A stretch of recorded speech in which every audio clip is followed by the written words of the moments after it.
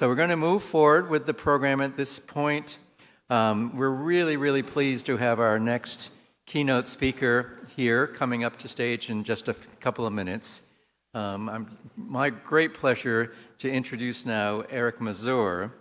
Eric is not only a world-renowned physicist, but also an individual whose career has influenced higher education in ways that are truly profound, particularly in pioneering new approaches to instruction, including the concepts of flipped classroom and peer instruction.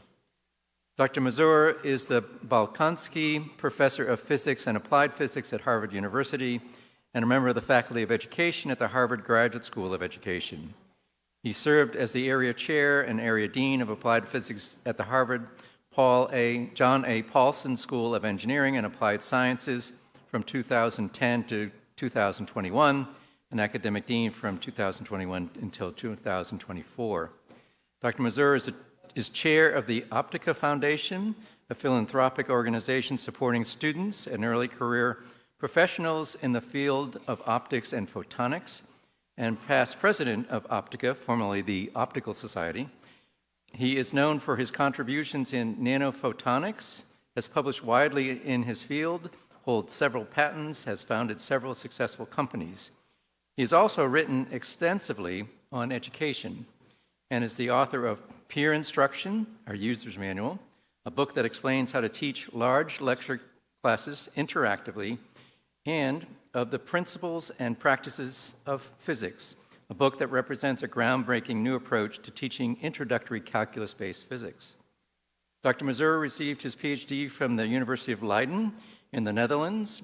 He joined the faculty at Harvard in 1984 and attained tenure 6 years later. He holds honorary doctorates from the École Polytechnique and the University of Montreal, Universidad Nacional Mayor San Marcos in Lima, Peru, and Catholic Universiteit Leuven in Leuven, Belgium. Dr. Mazur has received numerous awards, including the Esther Hoffman Beller Award from the Optical Society of America and the Millikan Medal from the American Association of Physics Teachers. In 2014, he became the inaugural recipient of the Minerva Prize for Advancement in Higher Education. He is a member of the Royal Academy of Sciences of the Netherlands and member of the Royal Holland Society of Sciences and Humanities. Among his many other titles, awards, and distinctions, Eric is currently in residence here at the University of Miami, very excited about that, where he serves as the inaugural Eileen M. Dresner Distinguished Presidential Scholar, working with groups of faculty to transform their courses to include active learning pedagogies such as peer instruction. Eric, please come to the stage.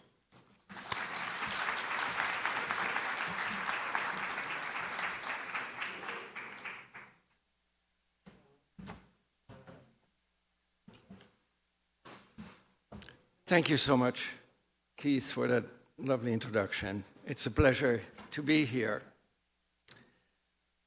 Early one morning, at the end of last semester, my wife and I were walking our dog, and I told her excitedly, "It's the last day of classes." And she looked at me and said, "So, what are you teaching them?" I thought about that for a moment, and then I said, "I'm not teaching anything. They are learning." As I was preparing myself for this talk today, I reflected on that exchange, and I realized that in my journey as an educator, I've been connecting dots all along. And that journey was sort of shaped by a successive set of disruptions. And what I would like to do with you today is sort of give a summary or an overview of that trajectory. So let me explain. And let me turn on this handheld mic so I'm not tethered to the lectern. I began teaching essentially mimicking what my teachers had done to me. I lectured. This is a picture of me teaching a long time ago at Harvard.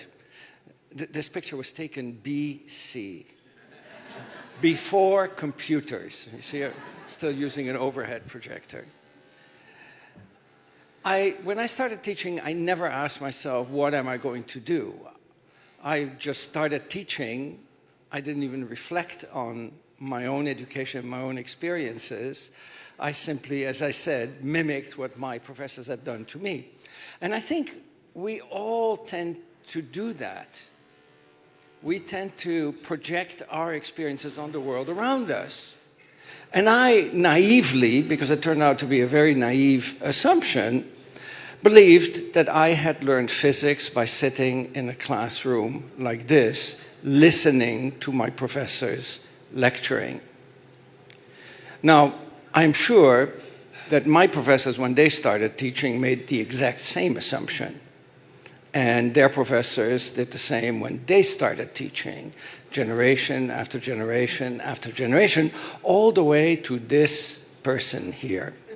This is King Heinrich VIII of Germany, giving a lecture at the University of Bologna in the 11th century, shortly after the founding of the University of Bologna.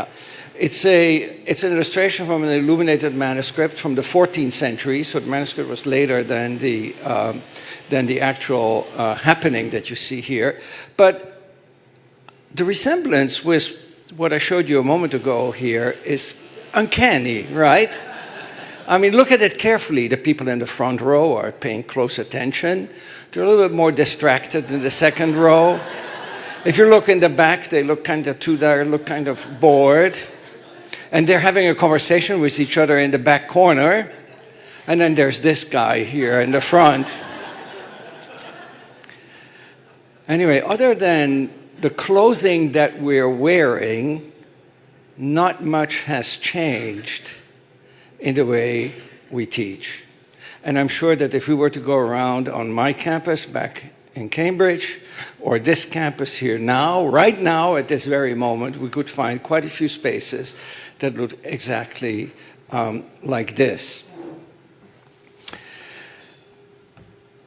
It took a long while. So in a sense, those were my first two dots. Let me first say this. These were my first two dots back in 1984 when I started teaching. Lectures and exam. And it took a while for me to realize that my students weren't actually learning what I wanted them to learn.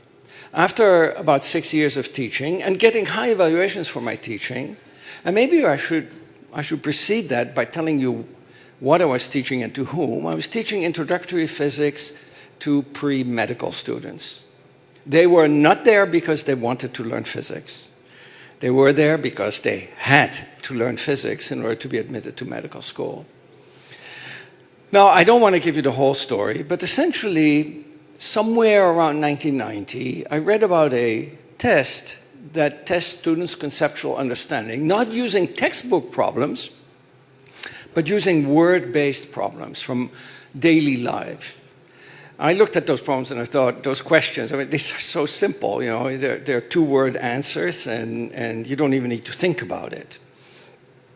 But the article that accompanied this test said that it didn't make much difference whether you asked these questions at the beginning of the semester or at the end of the semester, students cling to their misconceptions. I thought, can't be true. I'm going to show that in my class things are different. Well, I'd hardly given this quiz, as I called it. I didn't want to scare the students. To my students, or one student raised her hand. I walked up to her, and she looked at me and asked me, Professor Mazur, how should I answer these questions? According to what you taught me, or according to the way I usually think about these things? I had no idea how to answer that question, but in a sense, I tumbled out of my ivory tower. And that's when I realized that lectures focus on information transfer. But education is so much more than information transfer.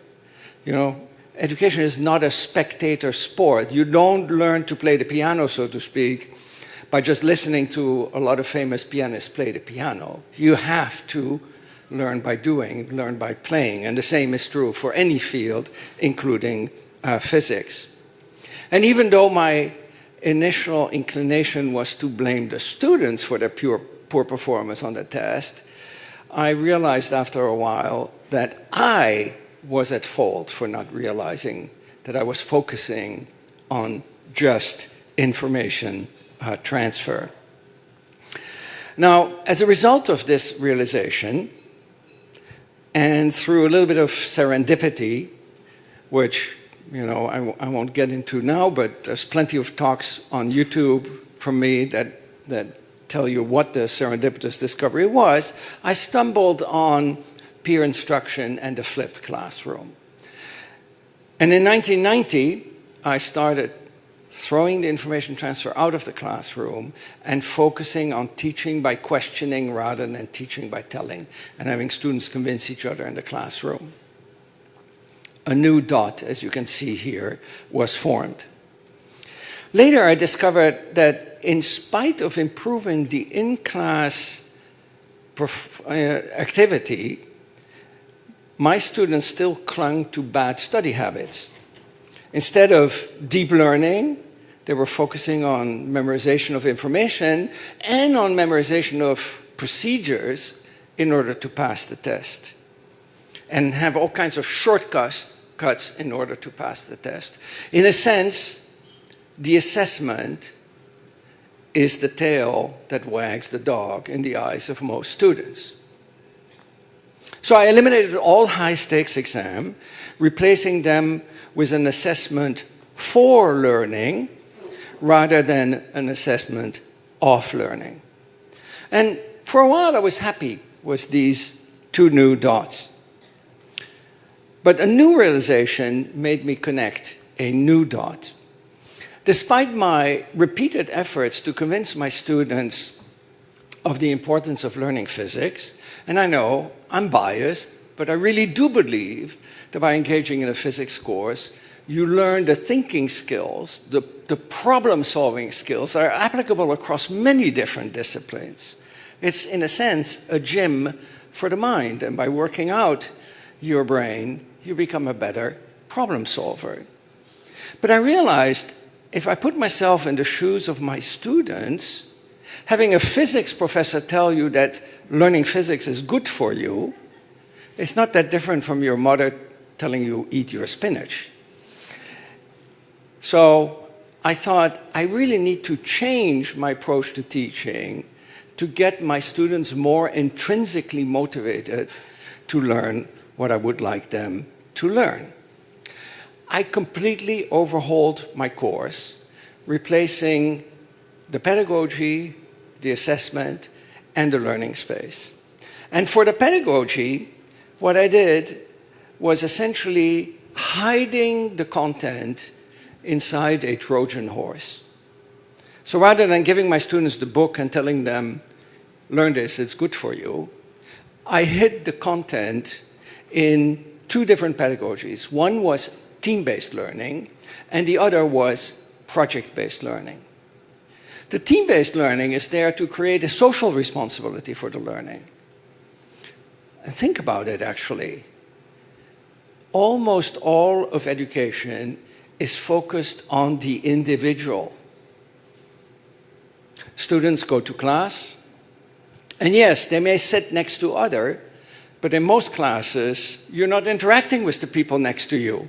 So you might as well be there alone. Then you go home, you do homework assignments, mostly alone, sometimes together, but still mostly alone. And at the end, or maybe in the midterms, you're evaluated on your own, purposely cut off from any other human being and any source of information. Why?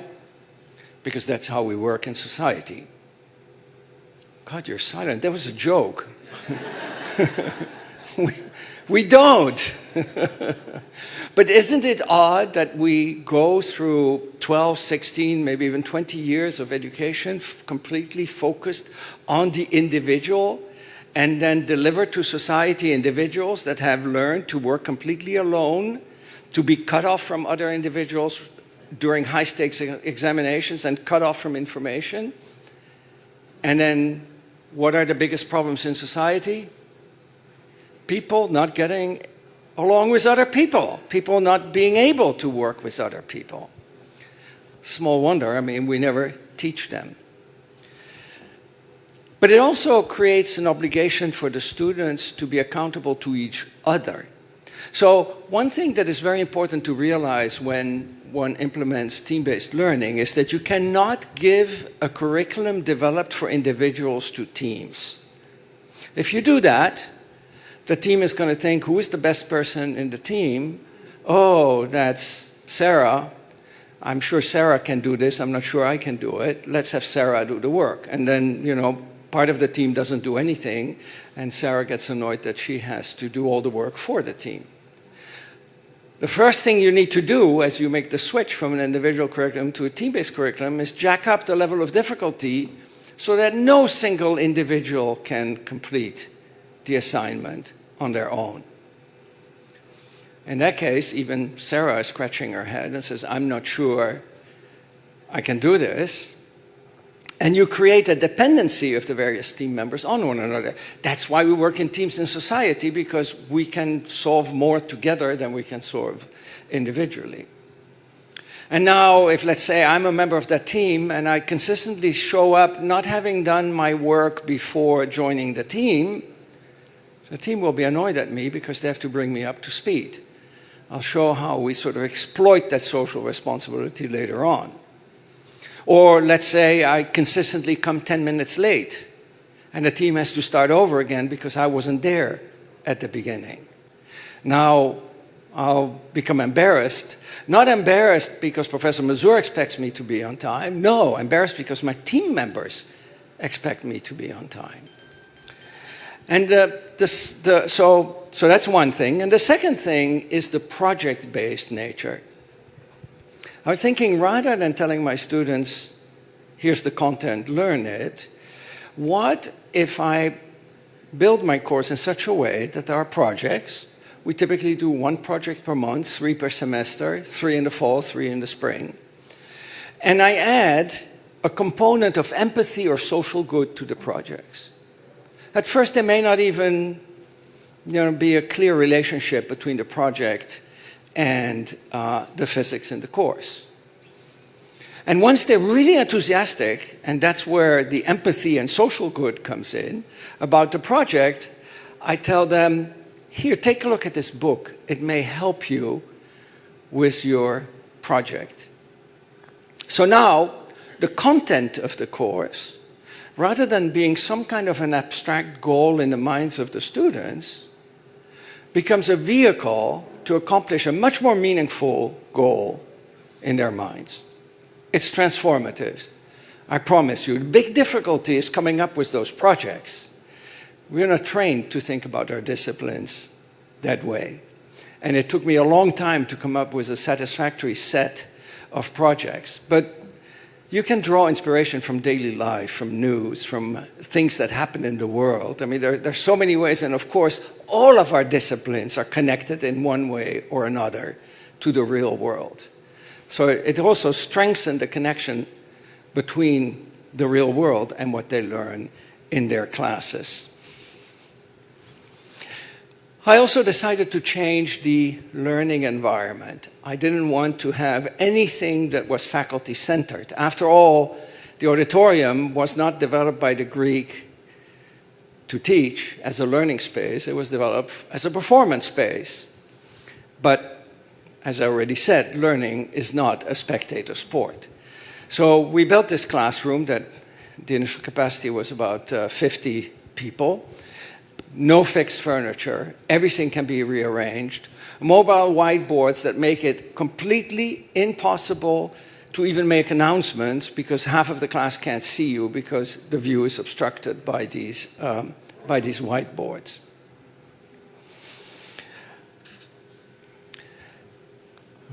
Okay, so another dot was connected. Team and project-based learning.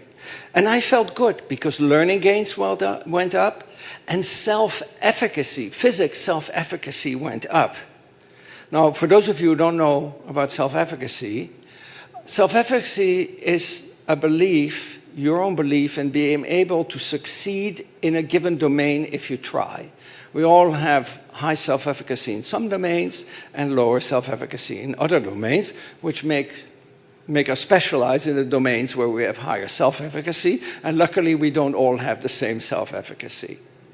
Now, research has shown that if you take non-majors in an introductory physics course, and the course is lecture-based, the self-efficacy goes down.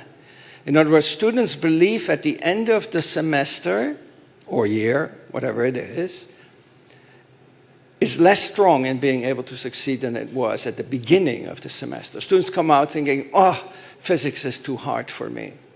The first time that I administered an instrument to measure physics self-efficacy in my course was when I introduced peer instruction, and to my horror, the post-test was the same as the pre-test. I didn't know about the data I just told you about. So I called up the author and I said, something really strange happening, I described to him, and after a moment of silence he said, that's actually really good that it didn't go down. Well, with this course, it went up, statistically significantly up.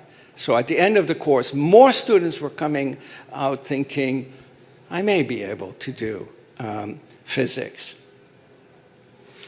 So, for a long while, between 2012 and, the next decade, so to speak, almost, I thought I was in a really good spot, and I couldn't think of any way of further improving what I was doing.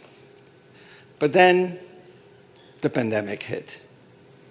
And I remember reading at the very beginning of the pandemic this article in the New York Times by Yuval Harari, The World After Coronavirus. I don't know if anybody saw it. It was published, I think, on March 20th, so a week after just about any school in the world was forced away from campus. And I was struck by the second paragraph in this article. He writes there, many short-term emergencies will become a fixture of life. That's how emergencies work. They fast forward historical processes. And he asks, what happens when entire school districts go online? Normally, a school district or a university would never take such a decision, right? But here we were forced offline. In normal times, governments, businesses, and educational boards would never agree to conduct such experiment, but these aren't normal times. Now, the rest of the article was not about education, but that first sentence, whether short-term emergency measures were going to be a fixture of life, sort of, made me wonder, will online teaching become a fixture of life? Of course, we know the answer to that now, but at that time, we didn't. It didn't take long for the media, the newspapers, to show that the answer would most likely not be yes. Here's an article from the Wall Street Journal. The results are in for remote learning. It didn't work. Here's an article from I think it's The Atlantic, yes. Remote learning is a bad joke. I don't know about you, but I was annoyed by these articles because I was convinced that the reason for this was bad pedagogy. You see, I like to think of education as a two-step process. We already touched on information transfer, but I said information transfer is not enough. It's not that, you just put the information into your skull and you regurgitate it back on the exam. You need to do something as a learner with that information. You need to make sense of that information. You need to build the mental models that allow you to apply what you've learned in a new context. How many of you have had students come to you say, Professor, I've never seen a problem like this before after an exam or answered a question like that. Well, it's a clear symptom of a student not being able to transfer and therefore not really having learned because the sense-making step never happened. So in the traditional approach to teaching, the information transfer is in class and the sense-making is at home. And the in-class part is typically in the shape of an instructor-paced synchronous lecture, and the at-home part is, of course, self-paced by the learner in the shape of asynchronous homework or study. Now, the pandemic hit. We cannot be in class anymore. We're forced out of the class, and therefore the student is responsible for the information transfer at home, typically in the shape of an instructor-paced synchronous online lecture. And of course, I don't know how it was for many of your institutions, but I had students all over the globe, from Korea to the Middle East to all over Latin America and Europe. So there was not even the possibility to have a synchronous class. I had two, actually, in 2 different time zones, one in the morning and one in the evening, but even that was not enough. So many of the online lectures were recorded. I didn't have any lectures, so it was not a problem for me. Right? But look at this now. Now the students is all alone in both parts of the educational process, so to speak. So small wonder that for most educational processes around the world, it didn't work during the pandemic. Oh yeah, but I had given up on the traditional model a long time ago. Peer instruction, which was the precursor, if you want, of the flipped classroom, you flip those two around, you do the information transfer at home, and then the sense-making in class by teaching through questioning and having students engage in a discussion to help each other understand the material. So at home, you have a self-paced asynchronous information transfer, and in class, an instructor-led synchronous and interactive sense-making. Now, over the years, in particular when I planned this new classroom, we used a platform called Perusal to make the information transfer part also interactive. So now you can see it's interactive left and right, even if you go online, because the sense-making can be led by the instructor and online. But now you're engaged and talking to each other in the classroom. So it's fully interactive. So that, you remember the first semester in the pandemic was about 6 or 7 weeks in person. No, it was more like 5 to 6 weeks in person, and then the rest online. And my class really moved completely seamlessly from classroom to online, and the students reported that there was a complete continuity between the two parts when the university surveyed them at the end of that first year. So encouraged by this positive feedback, I spent the summer of 2020, we didn't have much better to do anyway, we were all locked up in our homes. I spent that summer to see if I could do better than just taking something that I had done in the classroom online. So let's look for a moment. Oh yes, so I forgot to say, so it moved online quite easily, and then I want to see if I could improve this. So I told myself I was going to try to do 2 things. I was going to see if I could optimize the instructional face-to-face time. The pandemic really made me realize that the time we spend with our student is probably the most valuable time that we get to spend in any classroom. And I wanted to see if I could optimize that time. So let's look at those terms there at the bottom of this, of this slide. Self-paced, instructor-paced, synchronous, and asynchronous. So what do I mean with synchronous? Synchronous, everybody together at the same time. And asynchronous, of course, different times. And then instructor-paced, everybody together at the same pace, dictated by the instructor, not by the learner. I would say in most traditional approaches to education, the education is on the left side of this diagram. Synchronous and instructor-paced. In a sense, we're treating education as a conveyor belt, with students on this conveyor belt all moving at exactly the same pace at the same time. But as we all know, people learn at different pace. In fact, even one individual can learn a little bit faster on one part of a course or a subject and more slowly on another one. Anyway, to give some example, lecture, synchronous and instructor-paced. A recorded lecture, asynchronous, but still instructor-paced. The information transfer is dictated by the person who's speaking, not by the person who is learning. In fact, I would argue, if it's been recorded, it's probably 1.5 times the instructor pace, because most students tend to increase the playback speed. So there's even less time to make cognitive sense, meaningful sense of the material. A lab is synchronous because it's only available when the registrar is available for your class, but once you're there and you engage in, let's say, an experiment, it's self-paced. And of course, homework or study is both asynchronous and self-paced. And I said to myself, the more I can move my activities from synchronous to asynchronous and from instructor-paced to self-paced, the more time I will have to interact with the students in smaller groups or individually and help them there where it's really needed.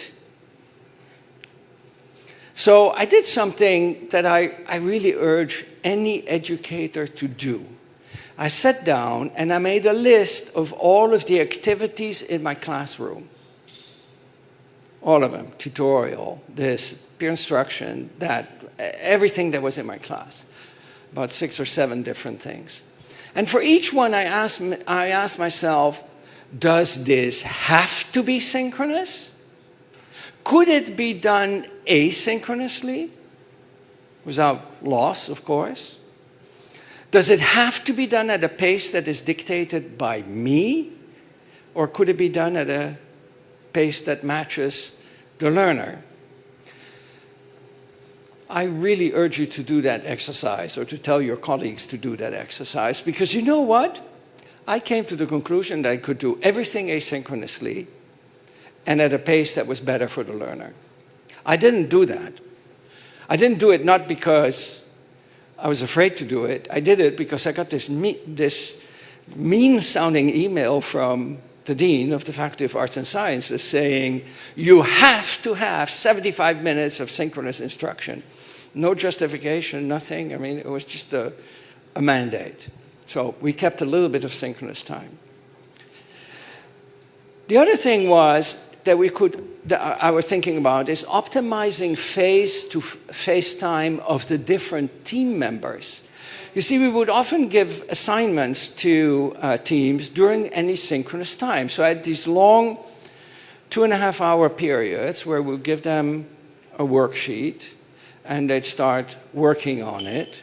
But of course, they weren't prepared to work on it. So the first 10, 15 minutes, they would read individually, wasting time being together and having me in the room.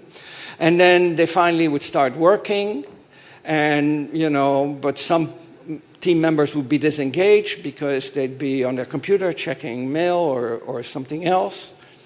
And there was very poor use of our time too. We would walk around, but kind of randomly. Do you have any questions? Can I help you?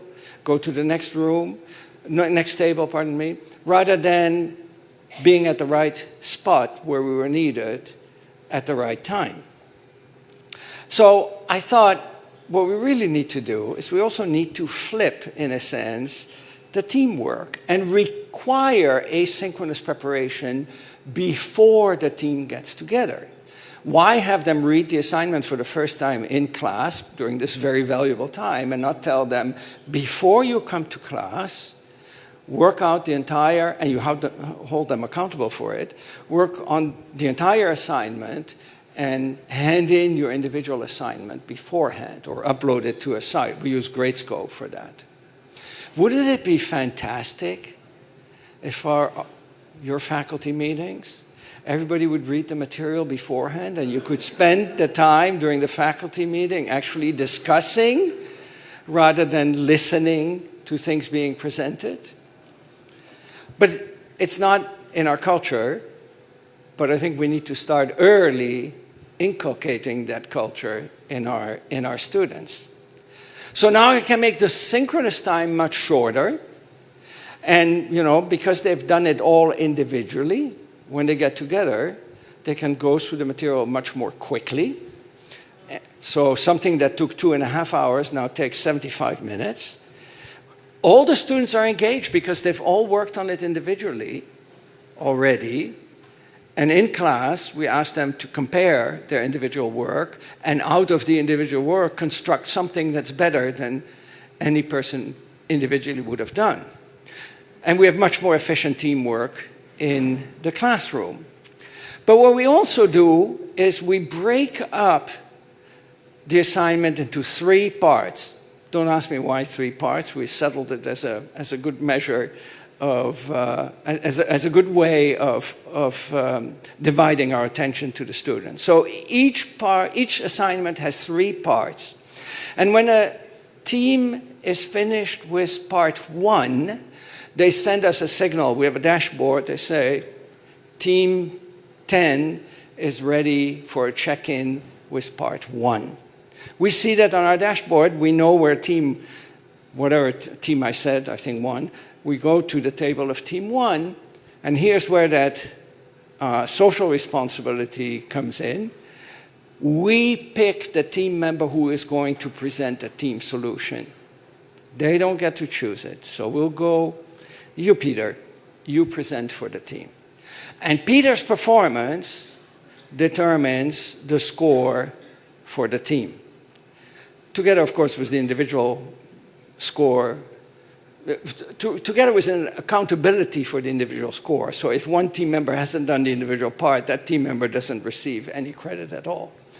But now imagine that Peter has come late. The team members know that Peter might get selected.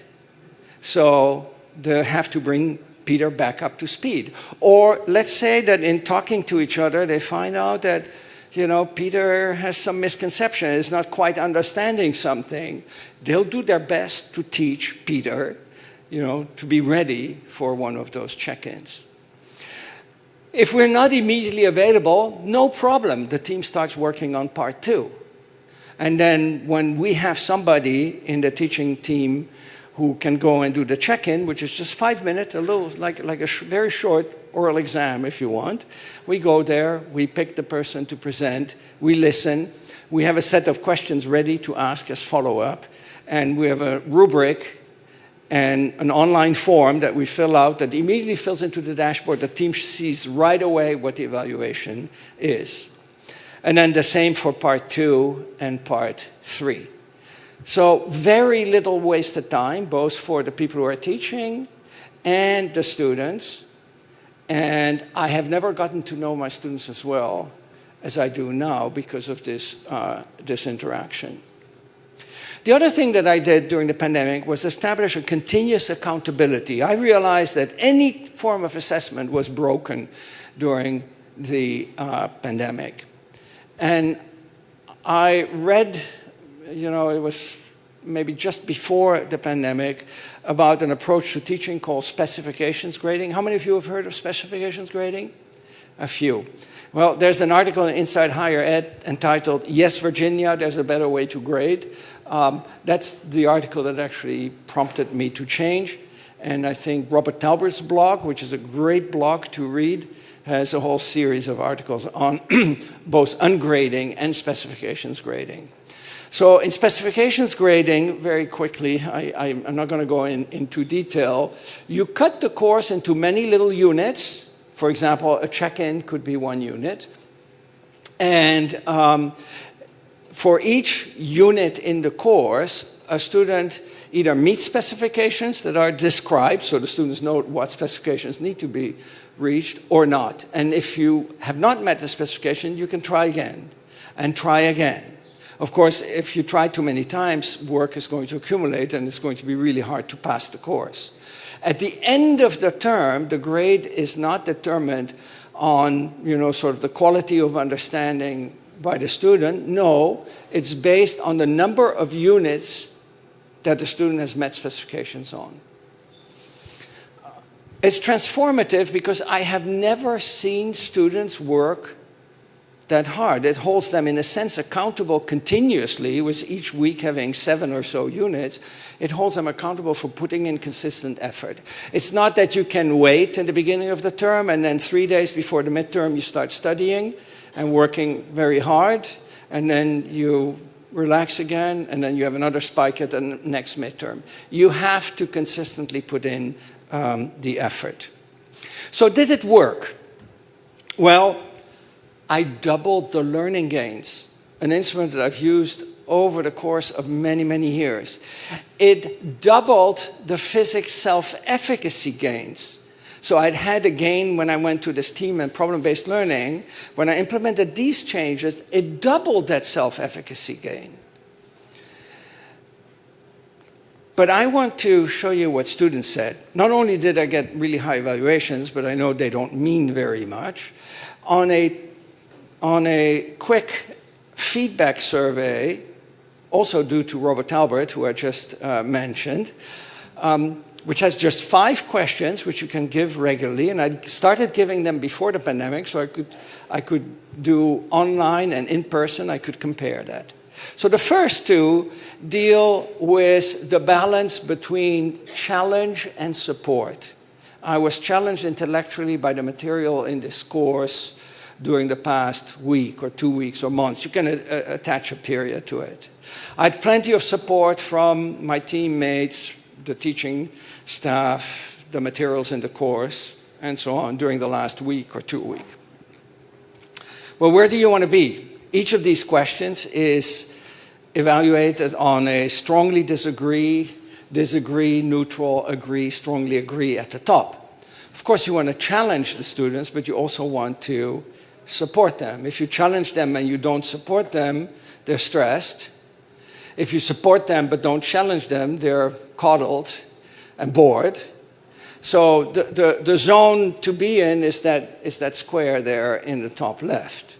Here are the data before the pandemic. I was already using the team-based and project-based approach, but I had not made any of the other changes I mentioned to you. The students definitely agreed that I was challenging them. But in terms of support, they were around neutral. So they were on the edge of being stressed. After I made all those changes, where we used our time much better to support them, you can see that the support went up significantly, and the 2 were at the level we want them to be. And this has continued after the pandemic. The last 3 questions deal with self-determination theory. So self-determination theory says that human beings' innate motivation to complete tasks are affected by 3 psychological needs. I think it was actually Rick Miller who once pointed that out to me. One is a sense of growth. The other is a sense of autonomy. The growth is due to my own actions. And lastly, a sense of community or relatedness. Think about your own organization. I think academics innately have a sense of growth. You could even put them in a closet and they would still probably grow. But we can attribute our sense of growth to our own actions, our own autonomy, and we're part of a community of academics, which is what gives us this pleasure in our work and this drive to continue to work. And in business too, if you want your employees to be happy, you have to give them a sense of growth, autonomy, and relatedness. So what do students think? Because I think these principles could equally be applied to students. What do you predict the pandemic did to, say, the sense of community. Well, here are the data. And you can see the in-person in red and the, the online in light blue, and you see the standard error indicated by the little bar there. So these are very statistically significant results. They all shot up. More growth, more autonomy, more community. They were not on campus. They were stuck at home. But I was able, through the team approach, connect people to each other. They built a Rube Goldberg machine together. How could they build that together if one person was in North Korea, South Korea, we had nobody in North Korea, and others were in, I was trying to see if you were still awake, and another is in the Middle East, and another is in the US. Well, they each had to have built in their house part of the Rube Goldberg machine, and the last step of the first student who played the Rube Goldberg machine had to connect to the first step of the second student. So when we did it on Zoom, we had the 4 different parts, and you could see, you know, a ball tumble over books and so on, and then the last step of the first video in the top left corner connected to the first step of the second one. So they had that sense of connection and community. Anyway, it was, you know, without any doubt that I did my best teaching ever online. And then, a year later, the university forced me back in the classroom. It kind of created a moral dilemma for me. I mean, I was convinced I'd done my best teaching ever based on data that I'd collected. I only showed you part of the data. I could show you much more data. I thought it would be almost unethical to just go back in the classroom. But you know what? I realized that a lot of the changes I'd made online could be transferred back in the classroom. Whatever had made it more efficient online made also the time in the classroom more efficient. And the gains that I just showed you remained unaltered when we went back in the classroom. I did realize, however, that, so first I should have forwarded my slide here. So we're back in person and the same gains as in online. I'm looking, I don't have my laptop in front of me, so I'm looking at a printout which doesn't advance. Same gain as online. Okay, I did realize, however, that online learning spaces are unlimited. Right? You can meet online with a person while other people are meeting online too. You're not fighting for the same space. However, physical learning spaces are limited, forcing instructors and students together at times that are dictated not by the learning, but dictated by the registrar's schedule. So in these past 2 years, I have been connecting a new dot, one of what I call distributed team and problem-based learning. There is no single classroom anymore. In fact, if you were to see my class, some teams meet in front of the elevator shaft in our new engineering buildings. Other, if you look you see some here in the front, and you see another team all the way there in the back in the coffee shop. And some teams are meeting in some collaboration space that it happens to be open on one of the floors. Quite a few teams meet in the one classroom that's been assigned to us, but which is not large enough to hold all 160 or even half of the students who are in my class. Some students meet in the active learning lab where they can actually work on their projects and cut things and sew things and so on. And some meet in the makerspace that is there to sort of unleash their creativity. And then some meet on Zoom because a student happens to be sick and can't come in but still would like to participate. So in a sense, I've started to break down classroom walls. And this became my new, maybe not so normal. I have no lectures, obviously. I'd given those away, 35 years ago. No exams, no high-stakes exams. There's continuous assessment that replaces the high-stakes exams. A continuous assessment as an opportunity for the student to improve and learn. No fixed classroom, but an environment that, in a sense, much more resembles students' future workspaces. And lastly, and this will strike you probably as very odd, no fixed start or end time that is dictated by me. After teaching like this for a year and a half after the pandemic, I realized that there was still one thing that was really weird about my class. I would still cling somewhat to this idea that I am the one who has to control when the learning process starts and stops. So I would have the students come to this flexible class, and we didn't have them distributed over the building yet. And I would wait till, let's say my class starts at 9 o'clock, I would do it at 9:05 and start making announcements. And of course, some students miss the announcements because they come a few minutes late. And then tell them you can begin working. And I realized when I go to my office, I don't have to wait for the president of my university to make daily announcements and then say, Eric, you can start working now. I start working when I'm ready to work. So in September 20, I think it was 23 or 24, I don't remember, 23, I took the plunge and I told my students, I will never start a class or end a class anymore. When your team is there and you start to work, you know what you need to have, what you need to work on because they get that as a pre-assignment. At first I was kind of nervous. I thought, are they going to show up? Are they going to show up late? Are they going to show up at all? And you know what? Some teams actually show up early, even half an hour early.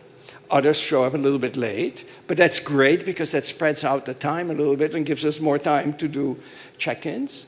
And the engagement and the autonomy, this is what it appeals to, right? It's the student's autonomy that gets reinforced. Okay, so that's where I am now. There's still a few dots, and right now I cannot really imagine how I am going to improve it, even though there are a few dots that I really would like to explore. The first is related to the fact that most problems, most societal problems, most engineering problems, I mean anything, it's not STEM fields, this is related to social sciences, humanities, everything. I mean any of the type of problem that we want our students to be able to solve later in their careers are really multidisciplinary. Yet our fields, our academic fields are sort of siloed. And therefore, students don't get an opportunity to connect across disciplines.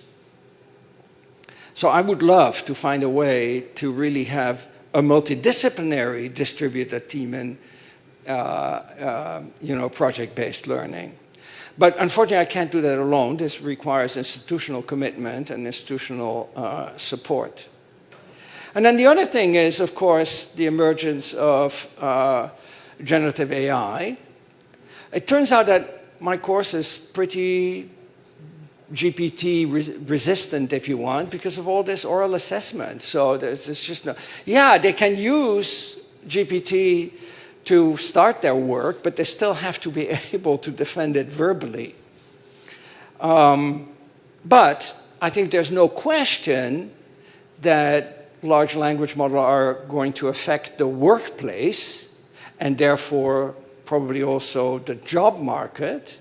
And we need to be ready for those changes and teach our students how to be successful in this future workplace. But that's a whole different talk. I think it's an exciting time because I've seen every disruption in my career as an opportunity to do better. And I think this one is no different from any other one. And here's something else You see, I was hoping that the pandemic would be an opportunity to really innovate education. It certainly has in my sense, but I think generally the answer is no. People couldn't wait for the pandemic to end and to get back into the classroom to do what they had done before. Unlike the pandemic, however, GPTs are not going to go away. And, we'll need to build on them and embrace them rather than ban them. So let me end with some takeaways. I think that pedagogy and assessment are key. I hope that you will agree with me that we have quite a bit of work to do there still to improve pedagogy and assessment. I hope I've also convinced you of the importance of this face-to-face time that we as instructors have with the students. And there are ways to actually do much better than we do. I didn't realize this until I started to think about that during the pandemic. And lastly, we need to reimagine the learning space, because most learning spaces in our institutions don't look like this. We just built a new engineering building. When the architects came back with their first plans, they were all auditoria, all amphitheaters. I was luckily on the classroom committee, and I said, no amphitheaters. They came back 50% amphitheaters, 50%. I said, no amphitheaters. I got it down to 2, one large and one small, but most of our learning spaces are flexible. But there's so much innovation in the design of learning spaces, and we're still mostly stuck into antiquity. So let me end. I would like to end with an invitation. If you're ever in the Boston area, please come by and visit my class. I promise you one thing. After visiting my class, you will come away thinking, Eric Mazur teaches kindergarten. And I think that's exactly the way it should be. Thank you so much.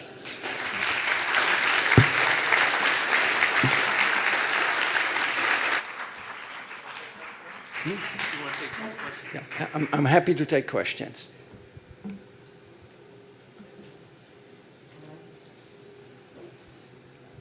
I can't see.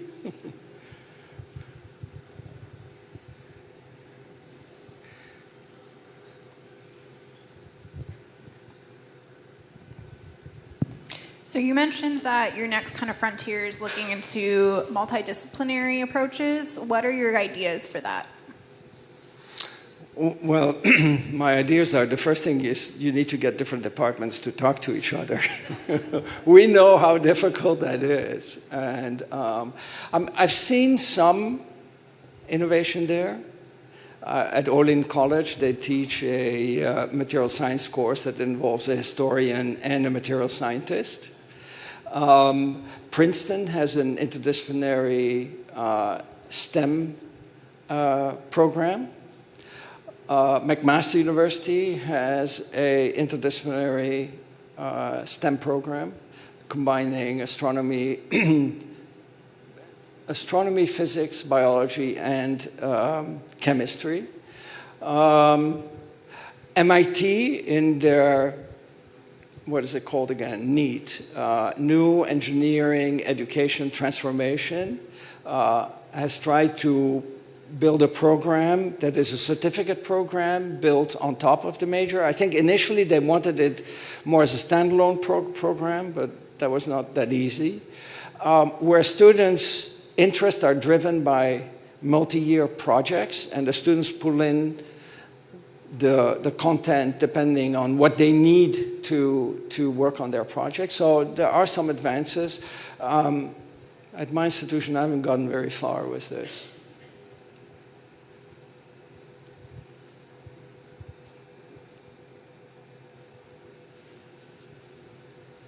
Hello, my name's Matt Vossler. I'm from Warren Wilson College, and I really appreciate what you're bringing to us, and I teach in outdoor leadership spaces, and so a lot of the pedagogy you're talking about, and a lot of those things are things that we've been touting as well as trying to break down those traditional classroom spaces. And in getting back to collaboration, it's interesting. I really appreciate hearing this from a STEM educator as well. Oftentimes, I'm working with a lot of my science colleagues and other STEM colleagues. It becomes this balance of content and trying to make sure it's like, well, this is chemistry 1. In order to get into chemistry 2, they have to know this chemistry 1 thing. And oftentimes there's resistance when it comes to opening these spaces up. And so I'm curious, as a STEM educator, how you communicate that to other STEM faculty and staff to invite these conversations and spaces to happen. Well, at times it's felt like moving a mountain, one little stone at a time. And the resistance you talk about, I feel it every day. Also, one thing I've realized over the many years is, you're never a prophet in your own backyard. Luckily, there are other people who want to listen to me. But, for a while I was thinking, why isn't anybody coming to observe my class and see what I do? And then I realized, I'm not inviting them.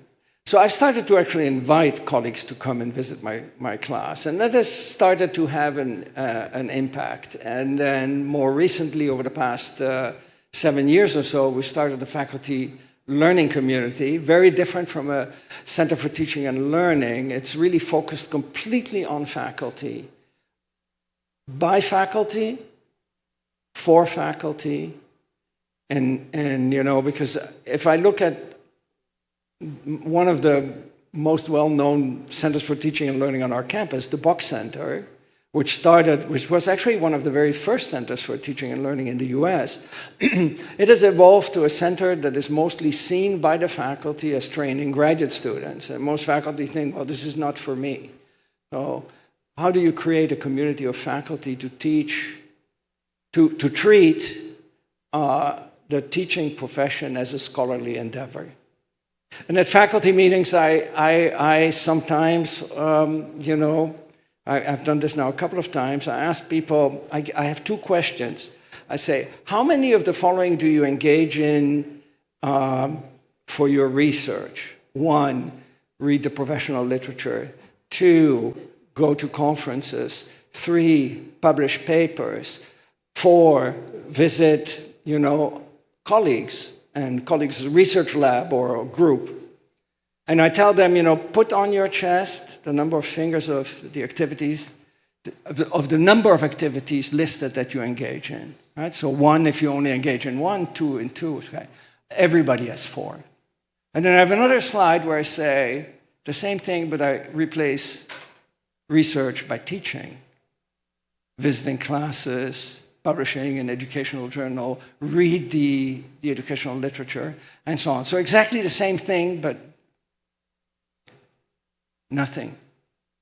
Sometimes one person who has 1. It's almost shameful, right? I mean, we don't exhibit the same scholarship towards our teaching. I'm not talking about you here. I'm talking about my colleagues.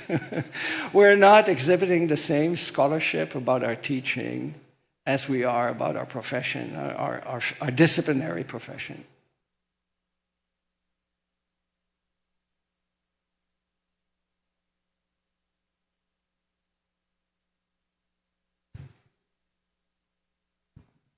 Thank you, Professor Mazur. My name is Andy Shannon. I'm from Wellesley College. And actually, one of the dots that you didn't have on your sheet, I remember hearing you speak about edX, the open online consortium of Harvard and MIT and then others some 10 years ago. What I wanted to say 2 things, really. One is, to me, there is an immense irony in hearing you talk, because you're advocating a system of education that has many fewer or no lectures, no fixed start or end time, turning it into more self-paced and asynchronous. And you have just given us a demonstration of exactly what is so powerful about lecturing. You have led us through a narrative. You have broadened our thinking about all these things in a way that actually I think would be very difficult to replicate using some of the methods that you are using for a different kind of education, I understand. So with that in mind, one of the things I'm interested in is how much of an adjustment we will make. How much? How much of an adjustment we will make post-pandemic to the way that we operate. You made it sound like we were sort of sliding back into the old, we were happy to slide back. I'm not sure I quite see it that way. I think that a lot of what we learned in the pandemic is continuing now. But I wonder what your thoughts are about the new normal. And especially something like the community index that you gave. My experience of it is that in those years, students did have a strong sense of community because it was like being in the trenches. It was a really bad, difficult experience for them. But going forward in more normal times, would you expect online education to produce that same continuing level? Okay. Thank you. There's a lot to unpack in your question there. So let's start by lecturing, right? Yes, I lecture to you. And I'm glad I got to lecture to you because I love lecturing and I don't do it in my own classes. So thank you for inviting me. I was not trying to teach you physics or anything that is cognitively very complicated. My lecture was meant to inspire you to think a bit out of the box and see how much room we have for improving education. So I don't want to dish the lecture as something that has no, purpose whatsoever. I think it's great for inspiration. But we need to do more than inspiring our students. We need to create an environment where our students thrive and grow. And yes, we managed to grow and succeed in our fields, but we became professors. We're not representative of the average student in our classes. In fact, most of the students that we teach will not be professors. In a completely steady state situation, we are each entitled to one and only one successor.